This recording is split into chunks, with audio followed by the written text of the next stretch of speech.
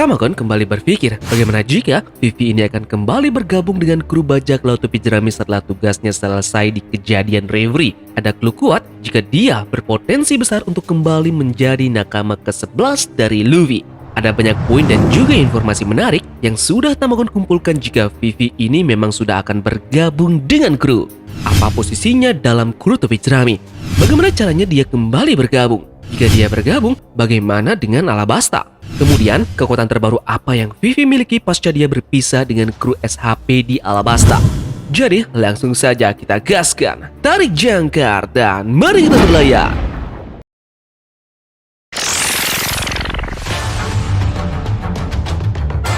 Vivi dihitung sebagai anggota kehormatan topi jerami di Vivre Guard-nya. Terbukti dia mendapatkan nomor angka yang dekat dengan para kru topi jerami di Vivre Guard.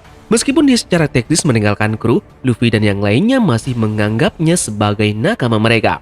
Jadi kali ini, Tamagon berspekulasi Vivi ini akan kembali ke kru topi jerami sebagai anggota resmi dan perannya dalam cerita setelah Wano. Topi jerami saat ini berada di Wano dan tidak memiliki cara untuk berkomunikasi dengan dunia luar. Kita tahu negeri ini sangat tertutup dari dunia luar. Berita tentang Reverie tentunya belum sampai ke telinga mereka, dan ada beberapa orang yang mungkin tahu kejadian ini. Dia adalah Marco, Nekomamushi, Izuo, Kaido, kru Big Mom, dan juga X-Drake. Kemungkinan berita mengenai kejadian Reverie sama sekali tidak diketahui oleh kru topi jerami. Tapi setelah Wano ini selesai, besar kemungkinan Marco, Izuo, dan Nekomamushi mungkin akan menyampaikan berita ini kepada Luffy. Sekarang kita akan coba flashback dulu apa yang terjadi di Reverie.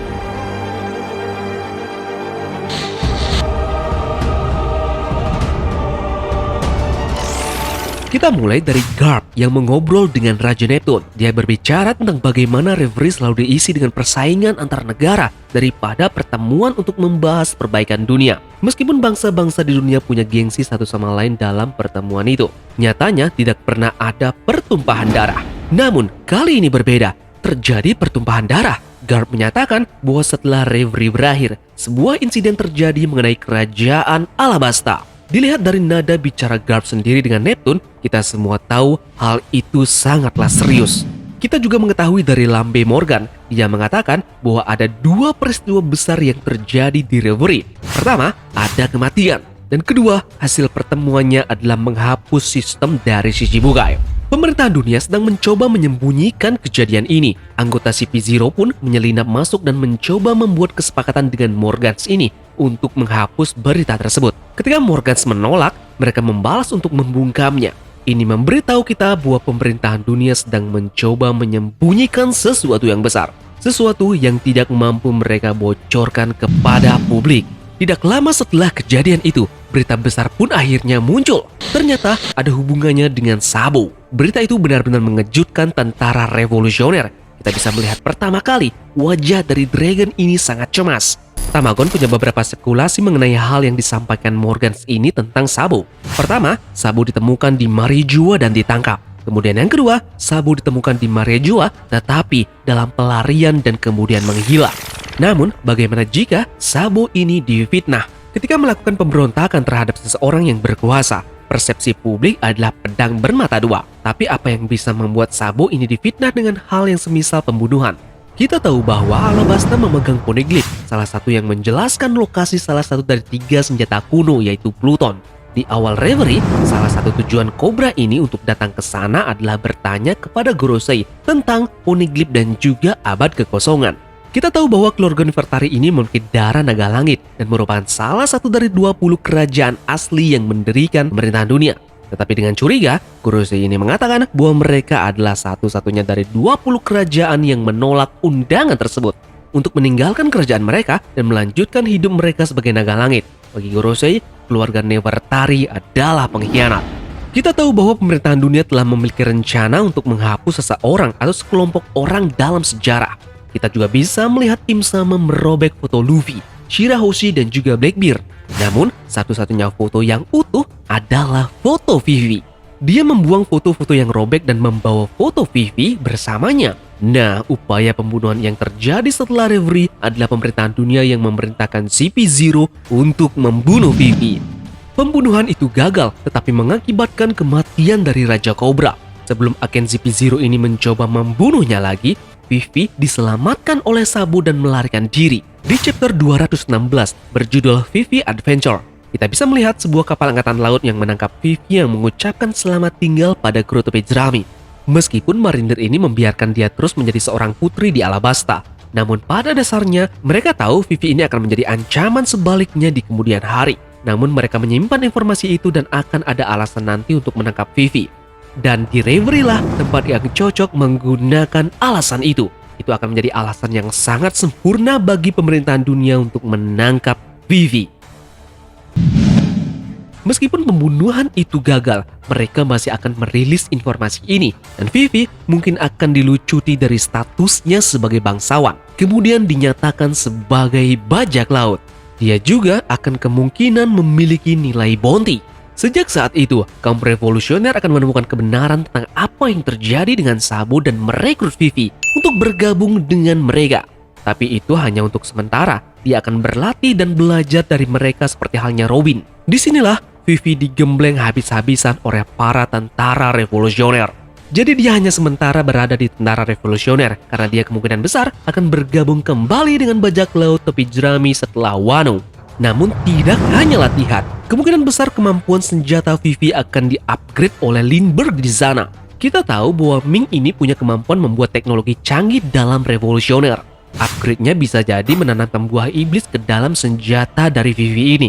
Peacock's Laser adalah senjata utama dari Nefertari Vivi. Akan sangat unik bukan jika Lindbergh ini menanamkan buah iblis Zoan dengan tipe merak ke dalam senjata Vivi. Atau bisa saja Vivi ini akan mendapatkan buah iblis dari Monet. Entah bagaimana caranya, karena ada hitung-hitungan teori yang pernah mengatakan seperti ini. Dalam SPS volume 59, ada orang yang bertanya seperti ini. Ini pada dasarnya menunjukkan buah-buah iblis di antara kru topi jerami mengikuti tema dengan angka, dan satu-satunya yang hilang adalah angka 2 dan 9. Penting untuk diketahui bahwa 2 dapat ditulis sebagai Yu, Ni, Fu, dan 9 dapat ditulis sebagai Ku, Ki, dan Q. Jadi ini membuat teori 2 dan 9 masuk akal dengan buah iblis Yuki, dan itu sejalan dengan buah iblis milik Monet yaitu Yuki Yukinomi. Tentunya Vivi dengan Logia Salju mungkin adalah pilihan yang sangat bagus. Pada saat yang sama, pemerintahan dunia kemungkinan akan mengambil alih Alabasta sepenuhnya atau memanggil Buster Call untuk menghapus Alabasta dari sejarah. Kita sudah tahu bahwa Luffy mengatakan kepada Vivi ketika dia bertanya apakah dia akan menganggapnya sebagai teman lagi ketika mereka bertemu. Kata nakama yang paling dekat digunakan sebagai sinonim untuk roommate. Vivi tinggal di Alabasta untuk mengurus kerajaannya. Jadi jika dia tidak memiliki tugas itu, dia akan 100% berlayar bersama mereka. Itulah sebabnya ketika saatnya tiba, dia pasti akan berlayar lagi dan akan pasti dengan kapal topi jerami.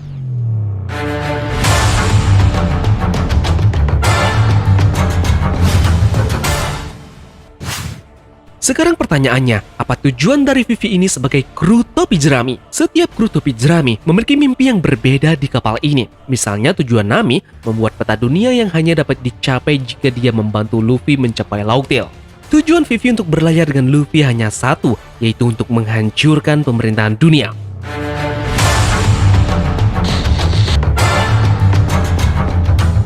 Masuk akal karena merekalah yang membunuh ayahnya dan mengambil alih kerajaannya. Demi balas dendam ataupun hanya untuk menyelamatkan rakyatnya, dia harus menghadapi pemerintahan dunia sebagai musuh. Ini juga akan memberi Luffy dan yang lainnya alasan yang tepat untuk mengejar pemerintahan dunia dengan serius. Topi jerami selalu diprediksi akan mengakhiri penindasan dari pemerintahan dunia. Dan sejauh ini, alasan ini juga akan menjadi pendukung yang sangat kuat jika Vivi bergabung dengan kru.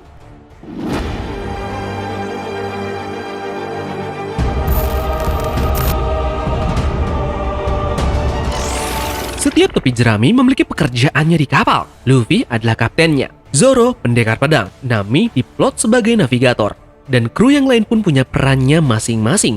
Jadi, apa peran dari Vivi ini? Vivi akan menjadi ahli strategi, negosiator, ataupun penasihat politik dari topi jerami.